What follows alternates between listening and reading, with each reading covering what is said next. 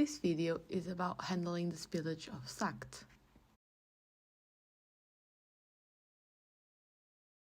A spillage can happen at any moment whilst you are handling with SACT drugs.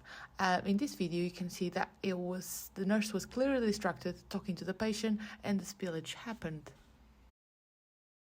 If a spillage happens, the first thing that you should do is call for help, and if it's safe to do so, you should remove the patient from the area. If not, just reassure the patient that you will deal with the spillage while they remain calm. You should make sure that everyone knows there's a spillage and call for help and the spillage kit to be brought to you.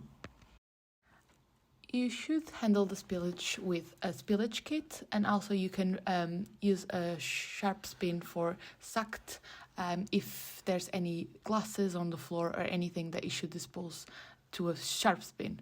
First thing you should do is make sure that you sanitize the area so everyone that comes into the area knows that there's a spillage, and then you should put your protective equipment.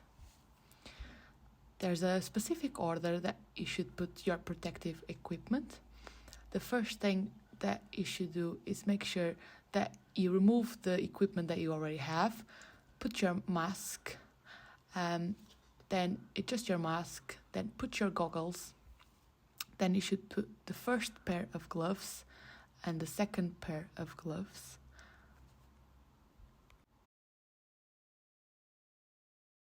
You should put your shoe covers. There's two shoe covers present in the kit, and then you should put your gown. The kits come in sizes, 3 different sizes: small, medium, and large.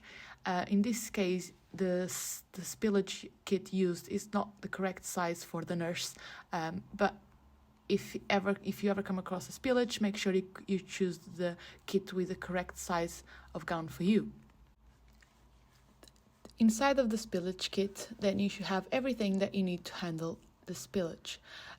You have two bag sizes. There's the big one and a bit smaller one. You have to choose the one that it's most that you think it's the most correct one for the size of the spillage that you have. In this case, I just chose the big one so you could see. Then inside of the spillage, you have 2 types of pads. Here you have the big one that it's for a bigger spillage, and then you have some small sizer pads that I'm going to use for this video.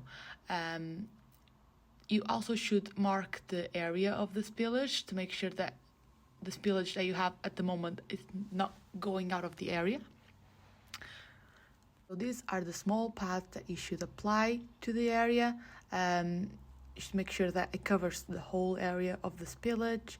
Apply the pad on the spillage and make sure that you leave a bit time for that to soak the liquid, as you can see on the video.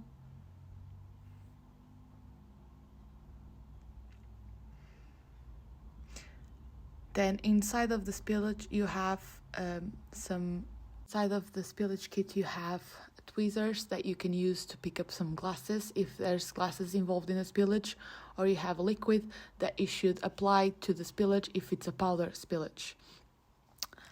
Inside of the kit you also have a dustpan and paste that you can basically use to not touch any of the pads, and you bring the pads inside of the dustpan and then you remove them safely from the floor and insert them inside of the bag.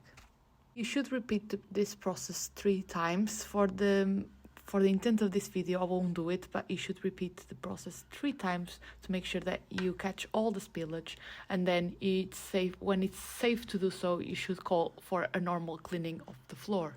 You clean the spillage, you should remove your protective equipment. You start from your outer gloves, you remove your goggles, then your mask, then your full gown,